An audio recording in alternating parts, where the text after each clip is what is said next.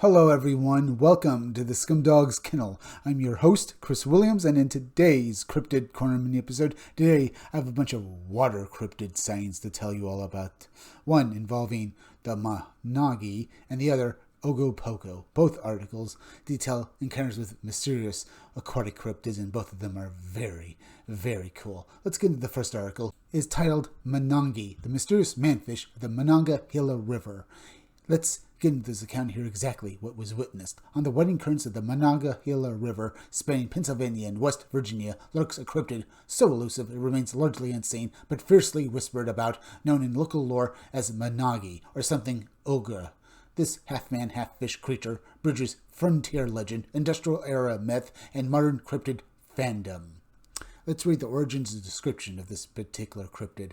The Monongahela River, stretching some 130 miles and flowing through both Pennsylvania and West Virginia, has long served as a locus of natural awe and mythic imagination. In parts of the river's legendarium, there emerges a creature called Monongy, and in adjacent lore, Ogia, said to dwell in the depths and banks of the river. Early accounts describe a being that is part humanoid, part fish, or serpent. According to one source, a letter from the 1700s via the Draper collection describes a two-headed, turtle-like creature with a 15-foot tail that dragged deer from the forest to watery graves.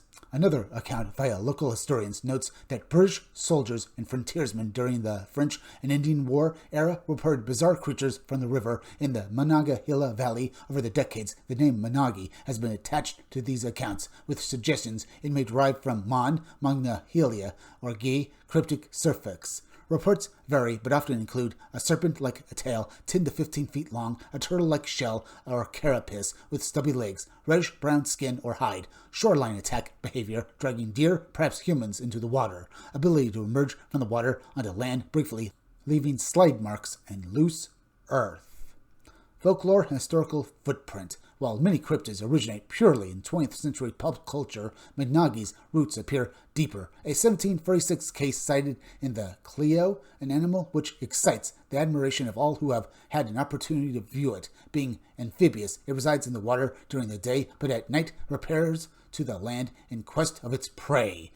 In a more recent history, a 1983 West Virginia incident at the Pawpaw Creek Monongahela confluence influenced a fisherman sighting a 6 to 8 foot fin and long tail moving toward him. Local paper reports from the Fairmount Times West Virginian claimed other fishermen described the creature as at least 20 feet long, reddish-brown, mouth lined with razor-sharp teeth. Despite these threats, no credible specimens, carcasses, or clear photographic proof have emerged. Some researchers suggest sightings may stem from large hellbenders. Cryptobranchus eleganensis.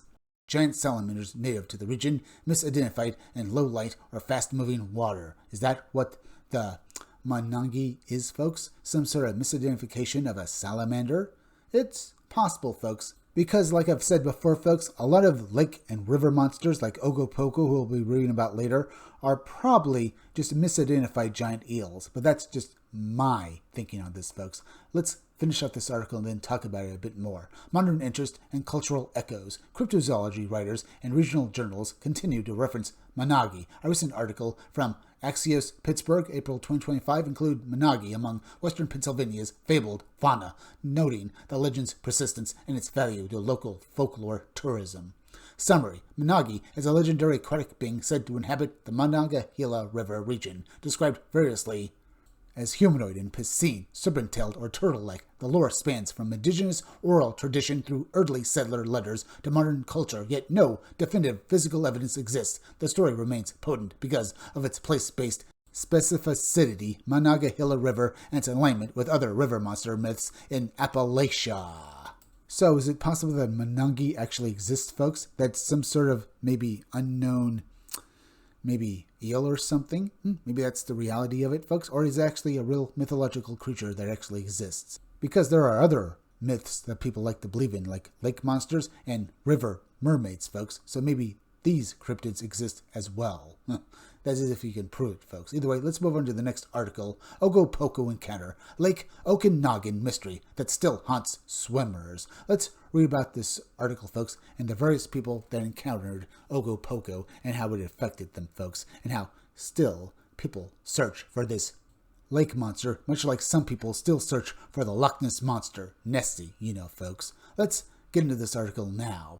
A family's lakeside getaway in the summer of 1996 took a chilling turn when strange bubbles and a silver-green foam broke the waves near a young swimmer. Was it Canada's legendary Ogopogo or something far stranger lurking beneath Lake Okanagan? In the summer of 1996, during a cross-country trip to Victoria, British Columbia, my parents decided to camp by Lake Okanagan for 2 days before continuing our journey. I don't remember the exact location on the lake, but considering how sunny and pleasant it was, there were maybe 3 other people on the sand with us. My dad and I played catch with a football, tossing it out into the water and timing each other to see who could reach the ball and shore the fastest. This game wasn't on for about 15 minutes when it was my turn again.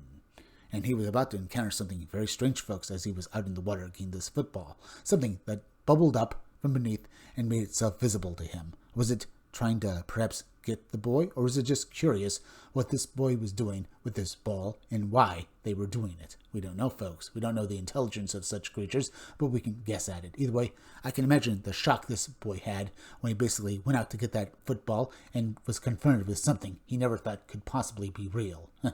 Either way, truly very startling, folks. I can imagine how frightened this boy could have been and probably panicked when Ogopogo himself made his presence known.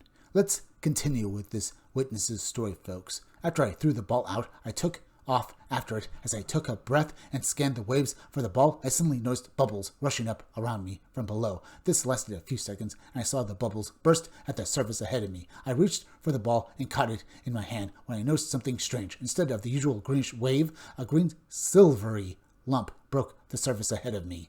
I panicked and felt a surge of fear. I almost dropped the ball when I saw the lump turn in the waves and start heading in my direction. By that point, the bubbles had returned, making it hard to swim. I eventually made it to shore, where my stepmother asked if I was okay because I seemed snappy and out of breath.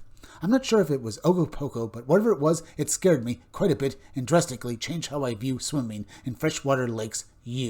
What did you encounter, folks? Was it really Ogopogo, or was this all just a mistake? Maybe it was some other creature, perhaps maybe a mammal? Or maybe it was something else, folks, something a little more mystical. But maybe it wasn't Ogopogo at all. Could have been any number of other cryptids that exist, or supposedly exist as well, folks? Maybe, I don't know. For all I know, folks, it could have been an alien encounter, but we can't be for sure. All we can do is guess at what you actually encountered. Maybe it was Ogopogo, or maybe it was some other cryptid that basically calls this lake its home. For all we know, folks, maybe it was some sort of ghost or something, and it took the form of Ogopogo to spook this boy. Or it was maybe a cryptoterrestrial, I don't know. As I said, folks, those are just other ideas we can come up with to explain what this creature was. But whatever it was, it certainly changed how you saw the water now. And now, every time he sees a body of fresh water like a lake or a river, he has to wonder what's actually inside of it. And like the first story, folks, with this Monongy, he probably also wonders if these other types of cryptids exist. I wonder if he basically thinks Bigfoot now exists as well, folks, or does he just think that's just these lake monsters? Because that's something I've seen before, folks. People who see UFOs sometimes don't believe in lake monsters or Bigfoot, even though a lot of the times people who do encounter these things, folks, tend to also see, well, the opposite as well. Sometimes they even encounter poltergeist or ghost activity, folks, so God knows if basically you here has seen anything else in his life and makes him wonder what is actually real. Either way, it's just another thing to consider, folks. Do you think that river and lake monsters exist, folks, and that there are things in the ocean as well? I do. Whatever they are, folks, they are certainly very mysterious and very interesting to learn about. But folks, we're now at the end, so please go subscribe to my YouTube channel, Read Comics They're Bad For You. You can use the YouTube link down below in the descriptions of the chat to go subscribe to me. Hit that like button for me. Make sure you're still subscribed. Leave some comments down below. Hit that bell for notifications. Make sure to hit the part of the bell that'll give you all future notifications, and please share this video out. I'm Chris Williams from the Scumdogs Kennel. Thank you all for joining me. I'll be back again tomorrow with another great video. So be sure to come back again then. Till next time, folks, I'll see you all again soon.